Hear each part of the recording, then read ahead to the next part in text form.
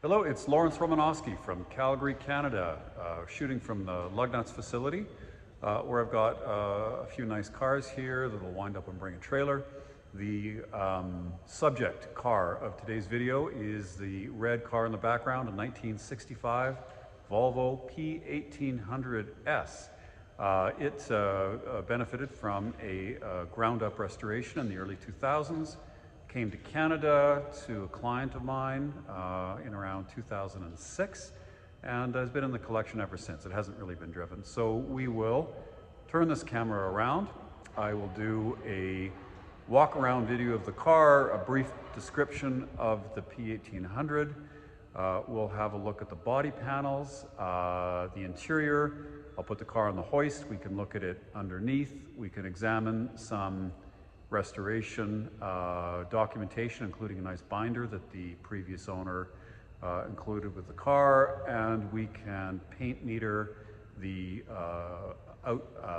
exterior panels and then take the car for a drive. So with all that, it adds up to a fairly long video, but if you are interested in buying a P1800, I hope that it will be informative for you and fairly comprehensive. So let's turn this camera around and we'll get started. So I digitized many articles in my road and track collection, about 2,500 pages all, which took a long time. But I always like to go through the original articles and have a look at it. And this car, we can see the list price was $41.40. In this article is from 1962, with a curb weight of 2,400 pounds, 0 to 60 in 13 seconds, and quarter mile at 19. And these cars would top out at around 100 miles an hour. All right, so that's just kind of interesting information to have. Best time to run, I guess, was 104 miles an hour. Now, in this article, they go on to say about how amazed they were at the robustness of the engine, because they had a full technical briefing of the car, and the engine, of course, is taken from the Volvo Amazon, and it was unique in that it was a 5-main bearing engine, and with a 5-main bearing 4-cylinder engine or a 7-main bearing 6-cylinder engine, you get a main bearing on each side of the crank journal, which is the sort of the ultimate in stiffness. So something like a Porsche 911 would be a 6-cylinder engine with 7 main bearings, but a 5-main bearing 4-cylinder engine was quite unusual. Some of the early English engines only had 2 main bearings, and you could see I remember seeing the inside of one, I think it was from a Riley, and you could see the inside of the block being scored by the whip from the crankshaft. So an exceptionally rigid crankshaft supported by large, well-supported main bearings and main bearing caps is the key to, longevity or one of the keys for a combustion engine. And it's funny, they made a big deal about this in the article, saying that, it's a 2.2 liter 4-cylinder engine with about 100 horsepower. And they were making the comment that the engine appears to be, built for a much higher output than the 100 horsepower, and that it was it looked to be a very unstressed engine. And sure enough, they were right, because the Amazon and the later 240 series Volvos that used that engine would prove to be exceptionally durable and long-lasting. And in fact, the P1800, most people probably know, has the Guinness mileage record, over 3 million miles. And I remember reading accounts of that, and I think the guy put 5,000 miles on the first weekend he had the car. So with regular servicing and oil changes, it's not an exaggeration to say that the cars will go forever. I suppose the body's a different story. Now, about that, so the car's not that unusual in that it takes the components from the regular production sedans, in this case the Volvo Amazon, and then develop a rakish, sporty 2-seat version of that, and that's what happened here. If you think that the car looks a little Italian, you would be correct, because it was styled partially by Frua, and Frua was a division of Gia at the time, but also there was some Scandinavian input in that the chairman's son, Peterson, I think, was also involved in the styling. So I don't know who exactly did what, but certainly it was under the tutelage of Frua, and you can see that it really does quite look, it looks Italian, and maybe influenced a little bit by the US, because in that era, in the early 60s, you know, some of the Italian cars were influenced by the US chrome trim and fins and sort of adornment. So you can see a little bit of Americana in this car, and but overall I'd say that it's an Italian design. Positioning, it was a mid-price car. You know, an example of a two-place coupe based on production mechanicals might be a Carmen Ghia, which actually looks different, but you can tell it's from the same era. Later on, you know, a car, you know, a two-seat Grand Touring car, not a sports car, might be, you know, represented by a Jaguar XJS. And it's kind of interesting that this car was popularized in the 60s by Roger Moore, driving this car in the television series The Saint, from I think 61 to 68, and then actually Roger Moore then replaced it with an XJS. This would have been at about $4,000. It would have been a similar price to a 356 or the Alfa Giulietta, but it's not a sports car in the way that those cars were. It's much more softly sprung, and it's much more comfortable and practical and more of a Grand Tour. Those original road tests go on to talk about how beefy and strong the body of the car is relative to some of the other cars. It's a whole lot more comfortable and really beautiful leather seats. And interestingly, these really great early three-point seat belts that Volvo pioneered, which I'll show you in a bit more detail. So we have a car that's you know, geared for the highway, 4 speeds plus overdrive, good torque from a relatively large 2.25 liter 4-cylinder engine, relatively softly sprung and high geared. And well, as the guy who drove it 3 million miles will tell you, a great car for long distance touring. The first cars, Volvo didn't have the production capacity, and so they needed to find somebody to make the car for them, at least the body of the car. And so they wound up using Jensen originally, the English firm Jensen, who also made Austin Healey bodies. And they subcontracted the steel body shell of the car to Pressed Steel. Pressed Steel was a company that Rolls-Royce and Bentley used right after the war, when they went away from just making chassis to making a standardized body shell. They had a pressed steel body. Same with this car. Jensen built the first cars. I think they're supposed to build 10,000, but they only built, I think it was 4 or 6, I can't remember. I think 4,000 cars. And there were some quality problems with Jensen. I remember a report saying that they found these new body shells outside the factory at Jensen in the rain, rusting even before they started assembling them. And eventually Volvo took over the production, still using pressed steel for the bodies, but constructed themselves. And that's when the car became a P1800S from a P1800. The S doesn't mean sport, it means Sweden. Okay, so about this particular car, it came from the Pacific Northwest. It was owned by an attorney who commissioned a ground-up restoration. And by that I mean, you know, the restoration word's used a lot, which means different things to different people. But in this case, every single piece, engine, gearbox, differential, instruments, interior, everything was completely disassembled. The car taken back down to a bare shell.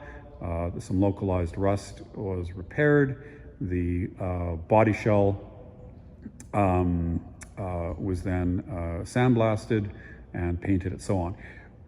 This restoration was a little bit unique in the sense that what this guy did was he restored all the mechanical components, and then he assembled the car before painting to check all the fitment issues.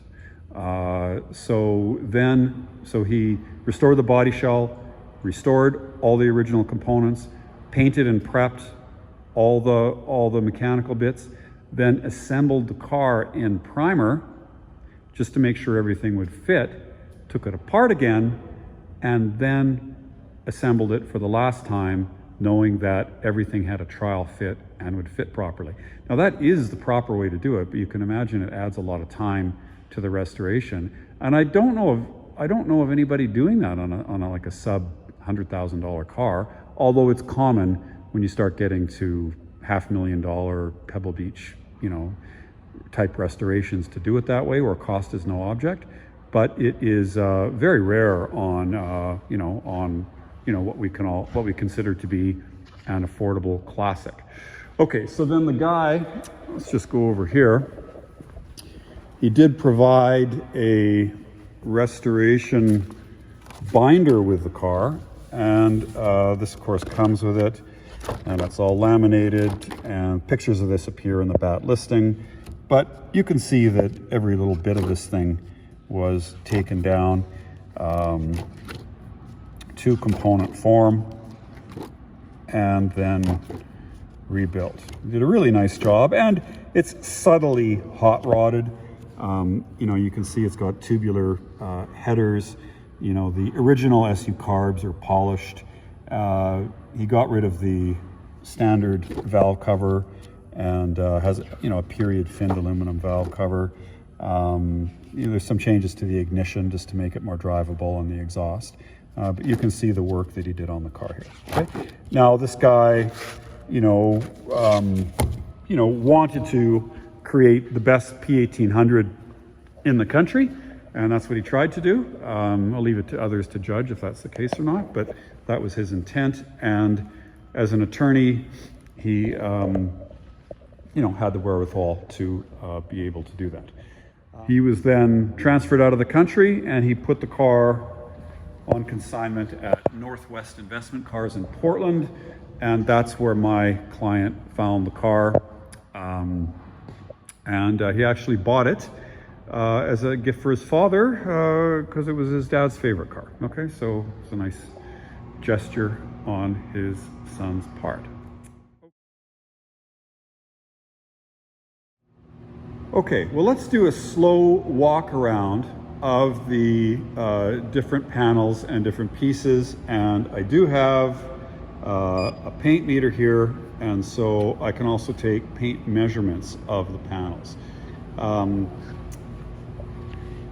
We have really nice chrome throughout, nice glass. There's notes in the file as to where he got the different pieces. There's probably a mix of new and original chrome and bright work. Obviously this car has quite a bit of chrome in it, and it's all in very nice shape, and it's all aligned. We have, the correct stamps in the mirror, etc. The windscreen shows some light pitting, light scratching. Much of the chrome trim was probably original. I don't think you could probably have bought it when you restored the car, but it's all in nice shape. So not all brand new pieces, although some of it's new, but it's all pretty good. I noticed a few pieces of chrome, and that's the leading edge of the window where it looks like where it's bent there.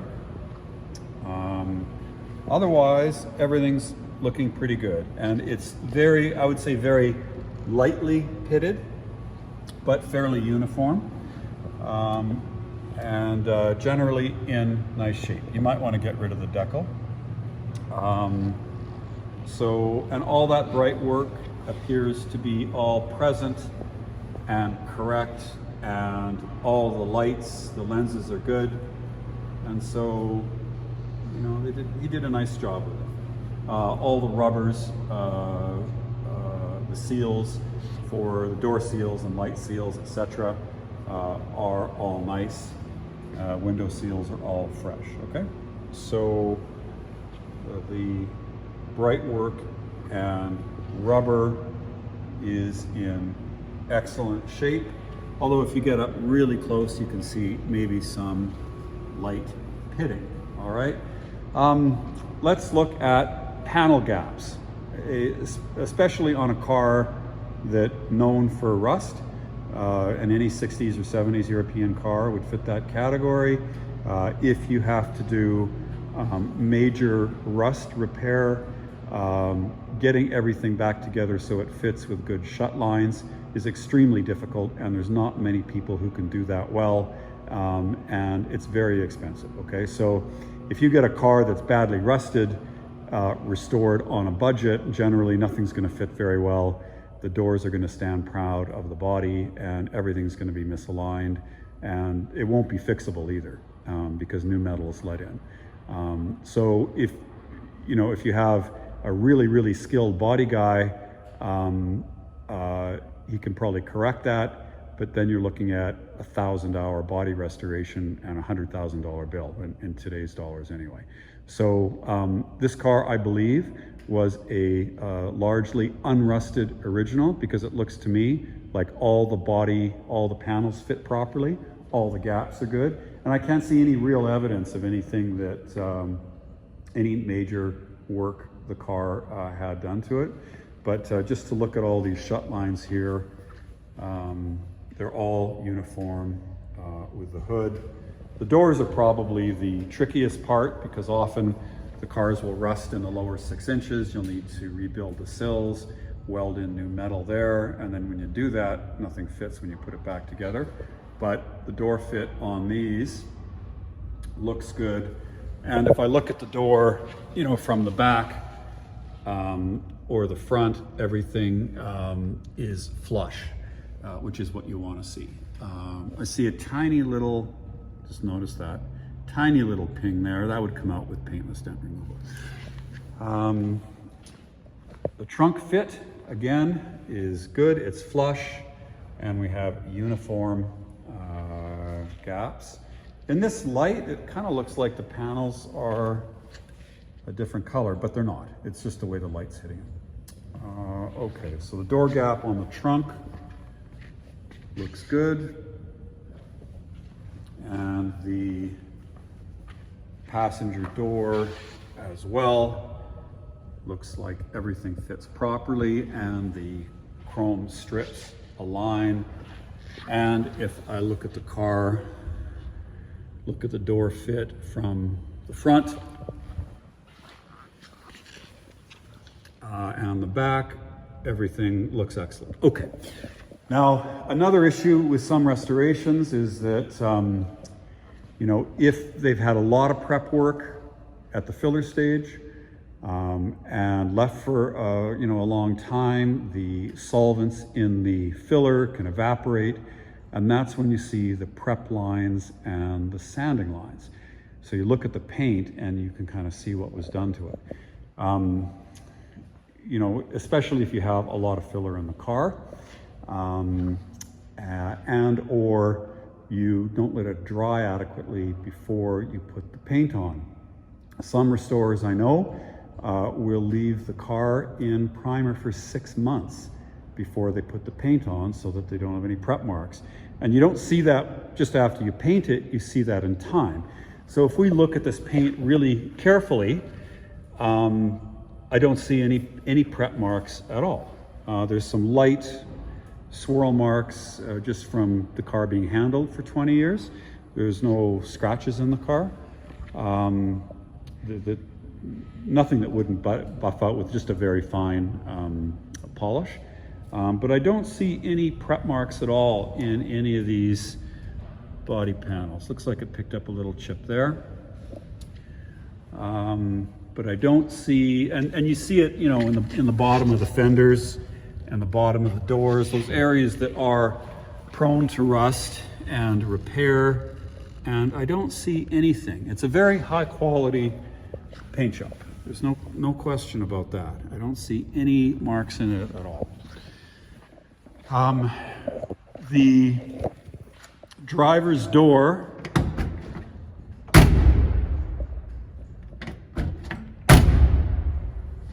shuts nice. It's a little bit stiff. I think it could probably just use some grease in the hinges. And the trunk closes nicely. And the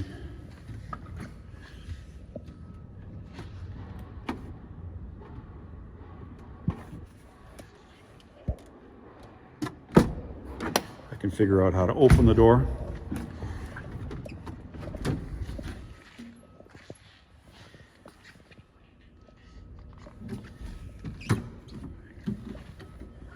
And the passenger door as well fits nicely. Okay, so we've gone through the trim, the bright work, the rubbers, the door gaps, the panel gaps, and we've gone through the finish of the exterior, all of which is excellent.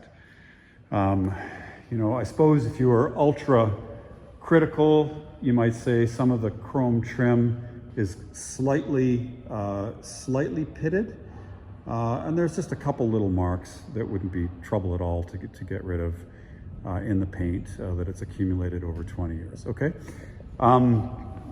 we have older tires on it, Kelly tires, and I think that when the guy restored the car, that's probably the only tire that fit. But now we have some reproduction Pirellis and Michelins, so you might as well replace the tires with something that is period correct and HR rated. Okay. Okay, so let's now do the paint meter on this car. So this is the front valence. So 0.182 is 0.2 of a millimeter, so that's 182 micrometers. This isn't in mils, it's in micrometers. And that is basically what you'd find on a brand new car. Keeping in mind, you know, we're talking about percent, you know, 0.1 and 0.2 of a micrometer, so there will be some differences. And what we're looking for is, you know, something that goes from 200 to like 1200. Which would indicate Bondo. Okay, so we've got, you know, all in and around the 200 micrometer, well, about 150 maybe to 200. Okay, so let's go to the front fender, driver's side, 279. And again, there'll be slight differences just in the, even with the way the paint is applied. It can go on. It can go on thinner or thicker depending on the panel. Okay, so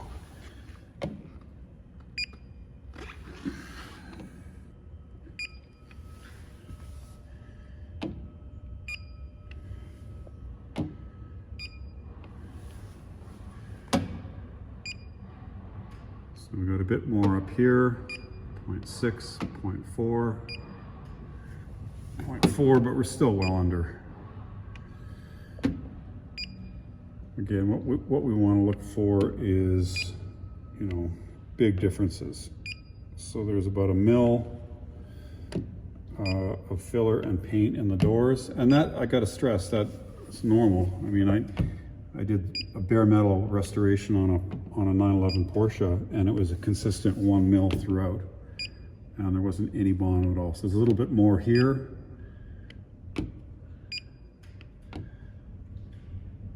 That's 1.2 mils. And if something's bad, it won't read anything because there's no metal.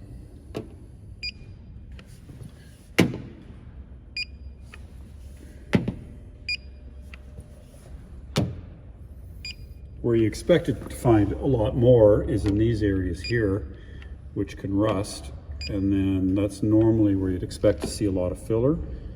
And in this case, that's not the case at all. So that's all fresh metal. There must be some just dents in the door or something like that.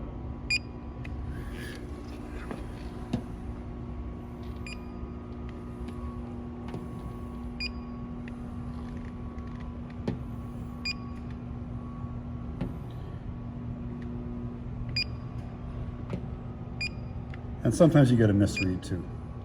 So it looks like there's a little pocket where it's a bit higher there.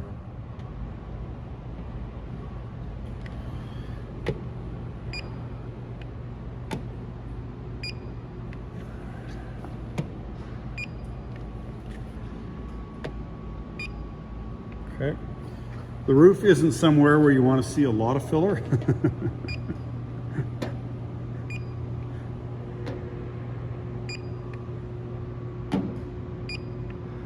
And we don't. Trunk lid.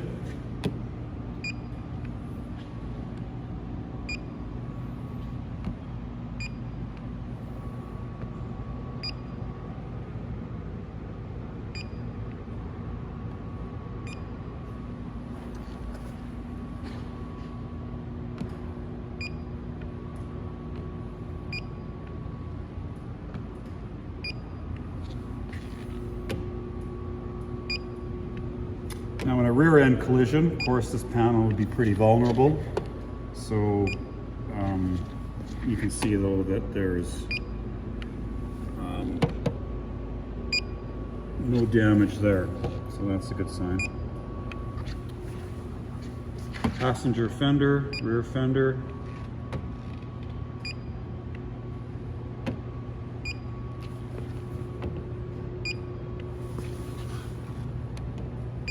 And again, the bottoms of these panels would be the ones that I'd be most interested in, and around the fenders, because that's where they would rust. But, you know, we're still not getting anything much more than 1/2 millimeter.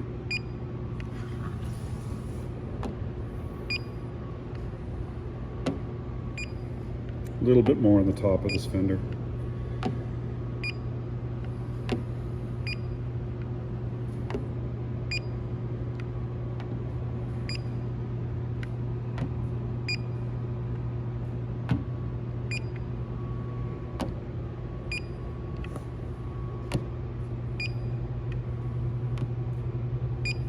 Now, I've got to stress that most classic cars that have been restored would fail this test absolutely miserably. They would be horrific. The vast majority of the restorations done, you know, would see places in the car where there's several millimeters or several thousand micrometers of filler. You know, you got to expect with anything this old that there's going to be some variation.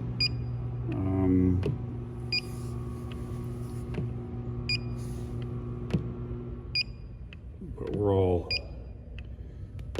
very reasonably consistent. A little bit more in that area. So there's more filler at the bottom of this door. Looks like a dent in there. If that's the case, I go to the bottom of the door, because that's when you really see it. And it looks actually not bad. And the sill.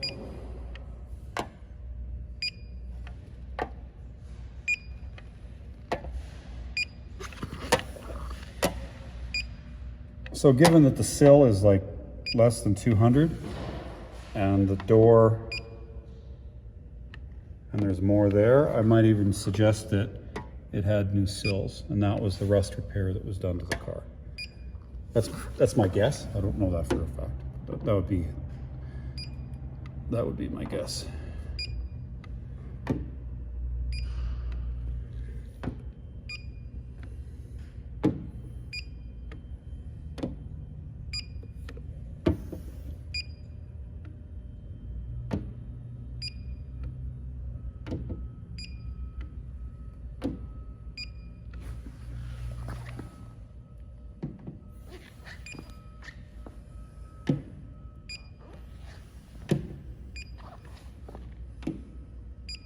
If you get filler that's more than a couple millimeters and you give it 20 years, that filler will crack and chunks of the car will actually start to fall off. Okay, so overall, I think you know, you can see that overall, I mean, it's a solid metal body.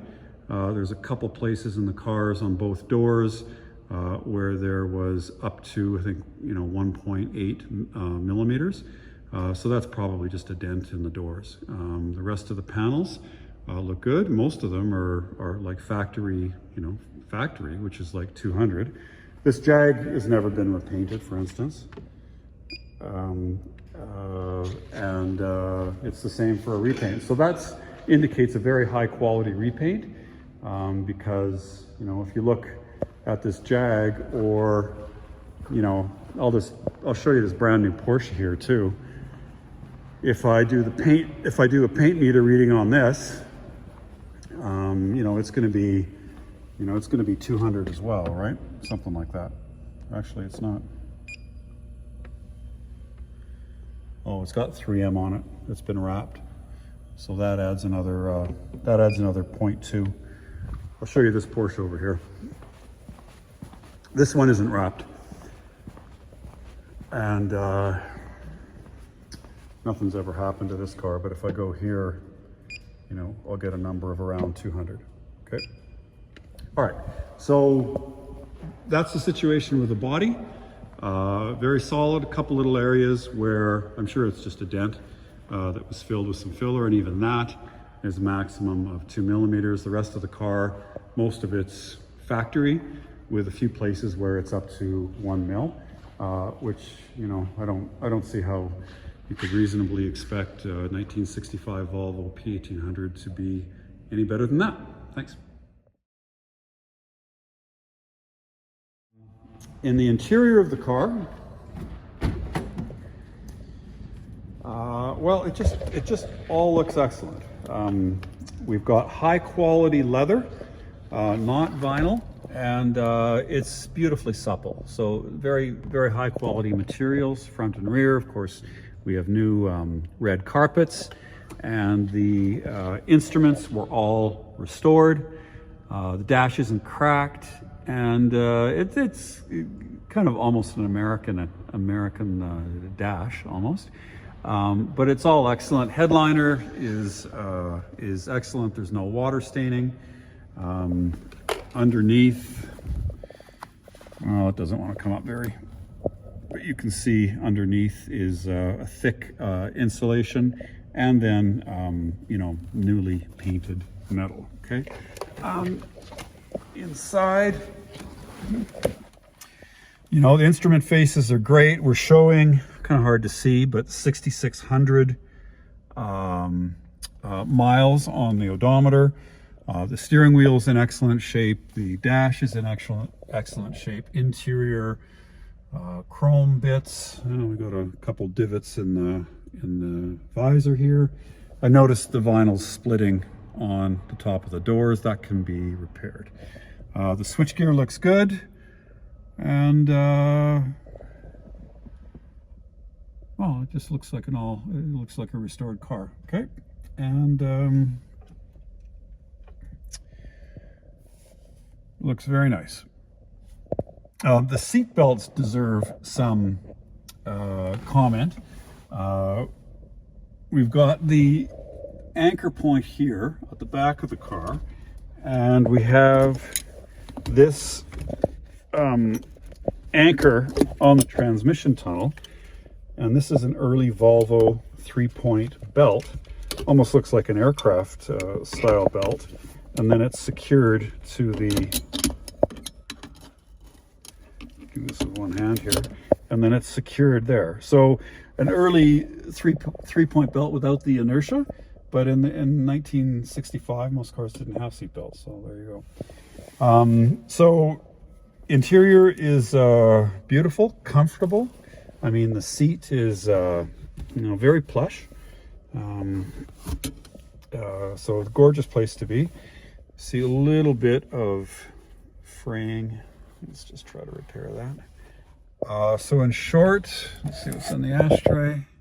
Things in the ashtray, and then here's all the different lights.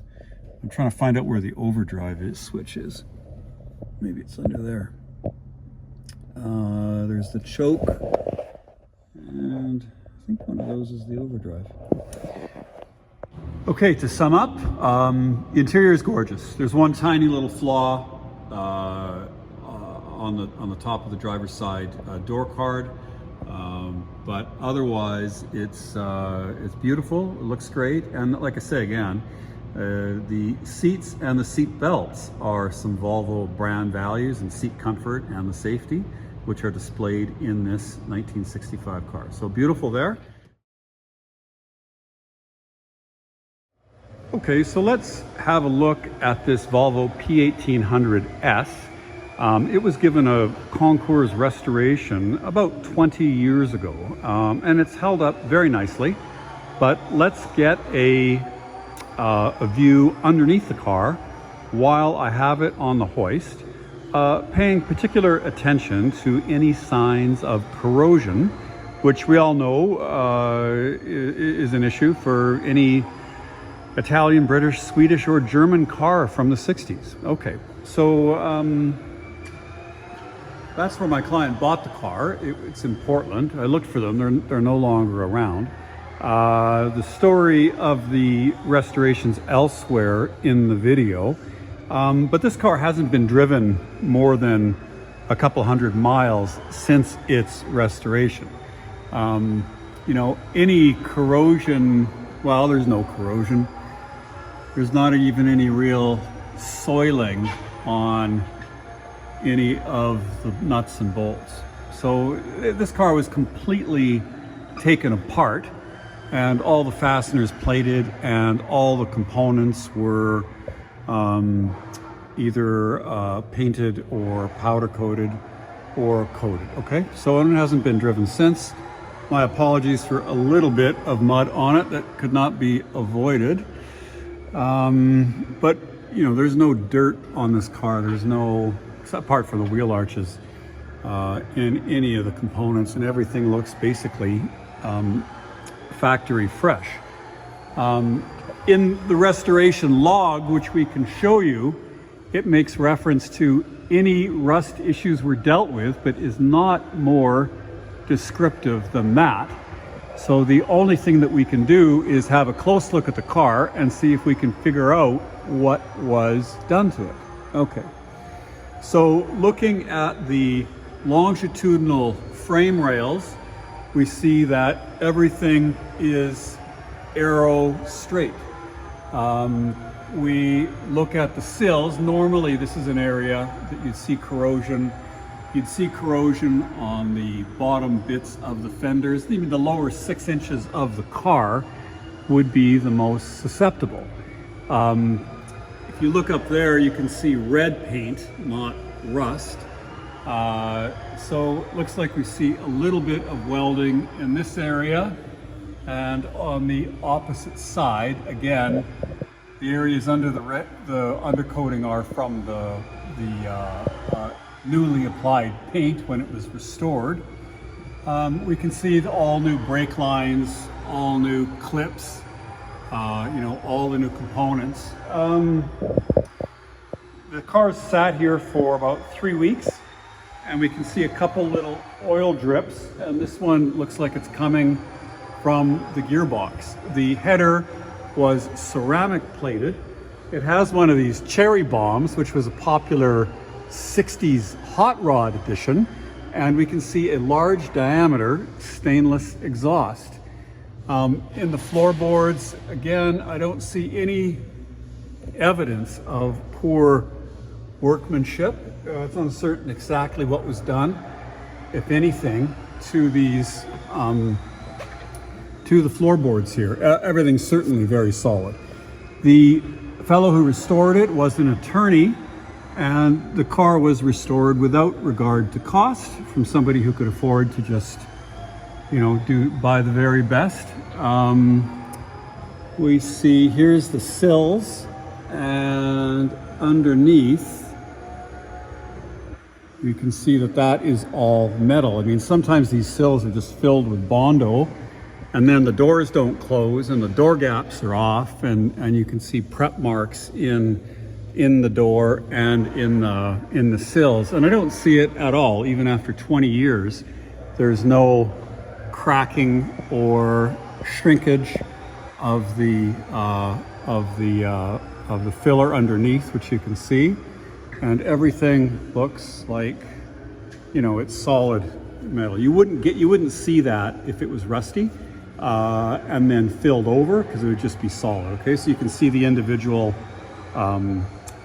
door skin and the inner panel, which are sandwiched together with no rust in them. So that's all solid metal and all well protected.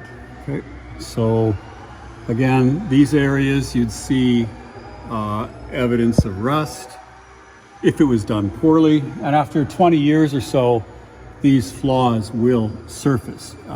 You can put a fresh coat of Bondo and paint on the car, but if you do that,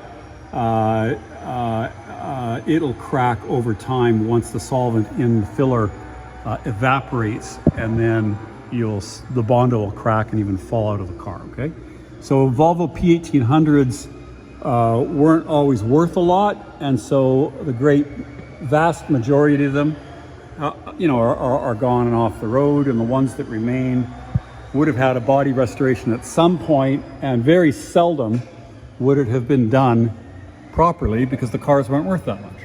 So here's the back valence, and this is all solid. There's no rust in these areas, and all of that looks good. We can see the fresh fasteners, hoses, hose cut. Literally every single part of this car was brand new when it was restored. The only thing that's slightly goofy about it is that this big diameter exhaust wouldn't clear the emergency brake cable, and so that's kind of like a workman-like solution to that. It's just a metal cable, so it doesn't really matter, but that is the price you pay for a big bore stainless exhaust and red cherry bomb. You might elect to replace that with a standard exhaust, but this is a nice sound and you get more performance out of it. The fuel was drained recently and refilled with fresh fuel. This car really hasn't been driven in 20 years. So it could use some mileage and maybe some light reconditioning, just because it hasn't moved in a while. I don't know of anything specifically that it needs. Certainly, we're going to go and change the fluids in it, brake and coolant and oil, and have it ready for the next owner. Underneath the car, in summary, I don't think it can be reasonably faulted. There's no evidence that any poor work is covered up. I mean, despite the undercoat, there's nothing that's visible that suggests that any corners were cut, or there's any soft metal, or there's any rust coming through. And like I said, in 20 years, it would have by now. These cars always leaked a little bit, so that is no surprise. And everything in the engine, suspension, and so forth is all brand new. So I hope that is a little bit illustrative. Let me go through the bottom bits of the bodywork on the car, which aren't so visible when the car is on the ground. And I don't see any issues in the fender arches. I don't see any paint prep issues. It's a tiny little bit of bubbling here. I don't really know what that is, just some flaws in the paint, it looks like. Don't really know what that is. Kind of some strange, it almost looks like fish eyes or some oil or something on the car when it was painted. It doesn't look like corrosion to me. Around the bottom sill, again, there's no bubbling on the bottoms of the doors. That's an area that's tough to fix, and you can see faults really quickly in door gaps and in the lower part of the doors where the door skin meets the frame. I don't see any of that, and You know, if the sills were done and there was new metal put in the sills, which is common, often then it won't fit with the door and you won't get the correct door gap, and the door will protrude over the sill and it'll be a bit of a mess. And this one, I don't see that at all. The door gaps are uniform throughout. I do not see any prep marks or any other rust coming through. Here is the back. That's just dirty. You can see a little bit of an imperfection in the paint down here behind the mud flap. Around the back valance.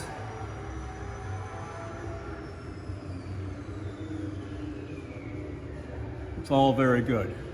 I don't know that you could reasonably expect a Volvo P1800 to have a better body than the one that's on this car. These cars rusted when they were new, badly, and very, very few of them survived in decent shape. And like I said, they weren't worth a lot, and so nobody spent the time to really do, you know, concours quality paint and bodywork on Volvo P1800s. At the time this guy restored the car, he felt it was the best P1800 in the country, in the US. Whether or not that's true or not, I don't know, but certainly it's arguably the best one in the country. I'm sure there's others that are done well too, but if it isn't, it's not far off. I can't really fault it. I don't love these tires, Kelly metric radials, keeping in mind that reproductions of the Pirelli CN36 or whatever the car had new probably weren't available then, but they are available now. Actually, this Lancia over here has a new manufacturer Pirelli CN36. So these come from 2018, so they probably weren't around when this guy restored the car, but and they're not that expensive in the 165/15 size. These are HR rated, so that's maybe something you do to the car. Plus the car sat for 20 years, so the tires probably aren't any good anyway. So that's about the only thing I do to this car, except maybe drive it. And you may or may not want to do something about the exhaust. It looks kind of cool and it sounds nice, so you might as well leave it. But if you wanted the stock pipe, that might be something to do. Otherwise, the car is just ready to be shown and driven and enjoyed.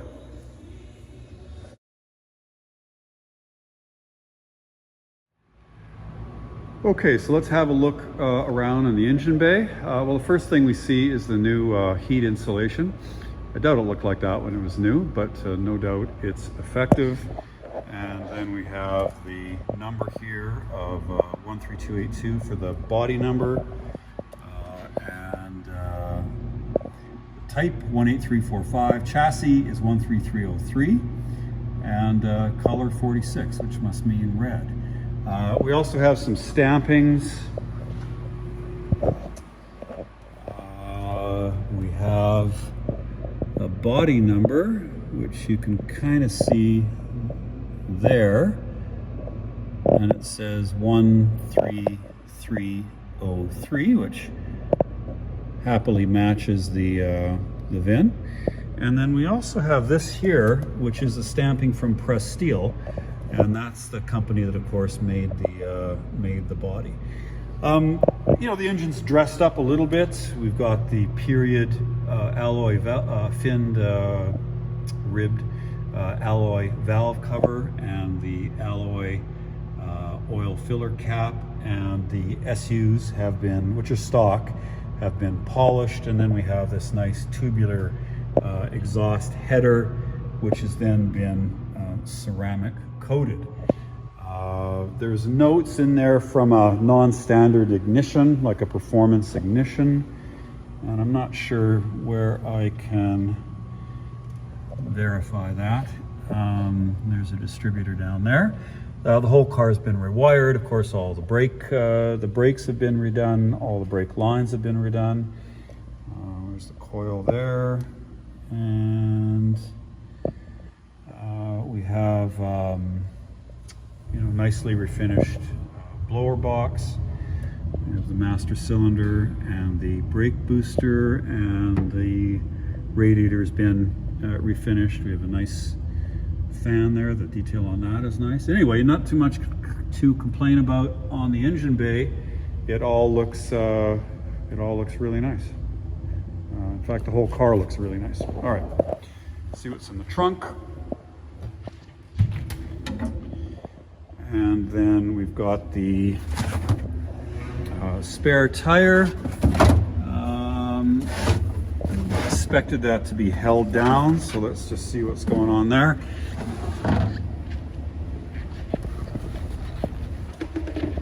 I know the fuel tank was drained and the gas replaced just for it was sitting, and all the hoses and clamps are new in the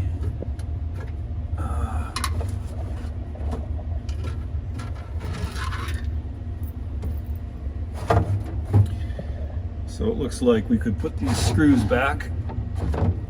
So I'll make a note to do that and replace this cover.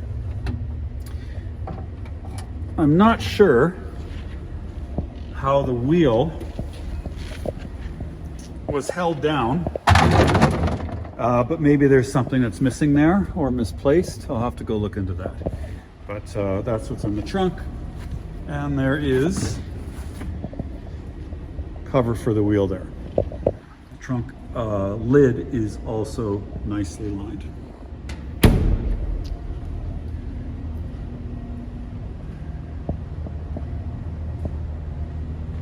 Okay, so I hope that gives you a comprehensive review of the restoration on the different parts.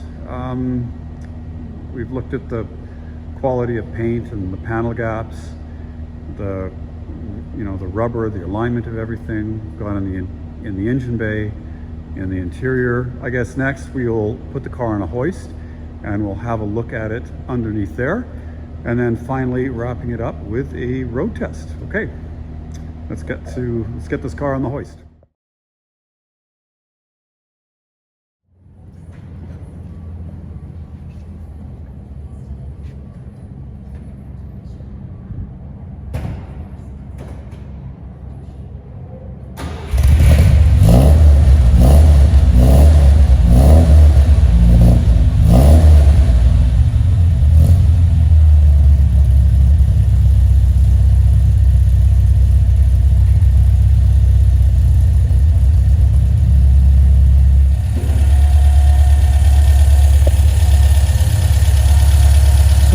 Smooth. I don't hear any tappet noise, certainly no knocking or any other mechanical issues. And despite being put away for 20 years, it actually fired up pretty quick and runs sweetly. Okay, well, let's take this Volvo for a drive. Put on our 60s era 3-point belts. We've got a cold, windy day in Calgary. There's actually a weather advisory. It's been idling for a while, so the water temperatures come up to about 200 degrees. This temperature gauge here is stuck. It reads that even when it's cold at 280, so this is not functioning. We have our blower motor, which works. We've got showing 50 psi of oil pressure, 3/4 of a tank of fuel. Our wipers work. We have no other lights on. I'll shut the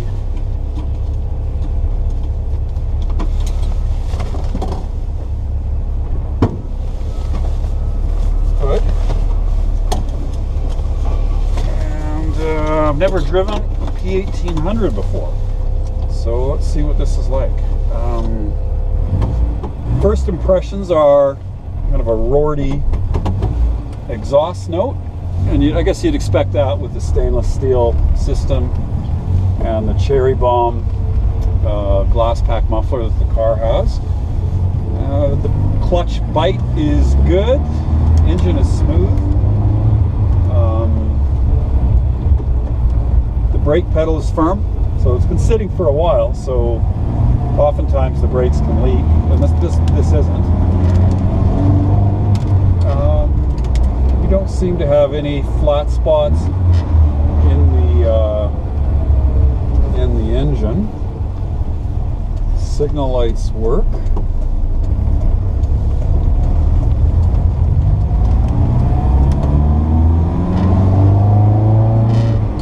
The operation of the tach is a little bit erratic.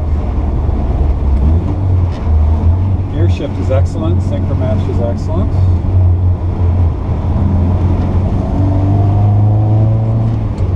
As we expect, the suspension's pretty soft.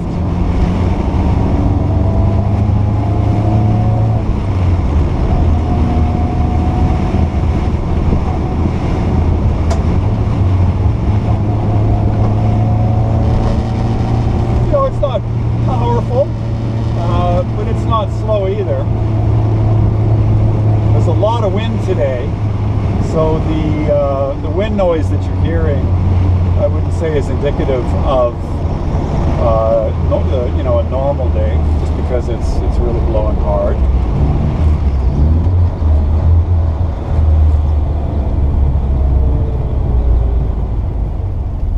Anyway, it's only been a few blocks.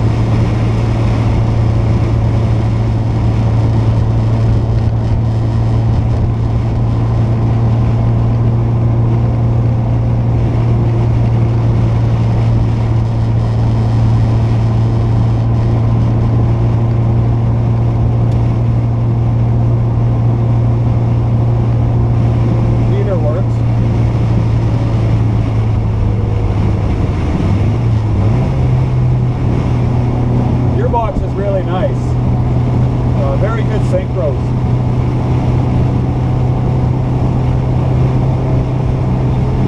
Car feels really racy. It's not very fast. Leans a bit in the corners, but the driving position and the instrumentation and so on, you know, it gives you a really great feeling. It's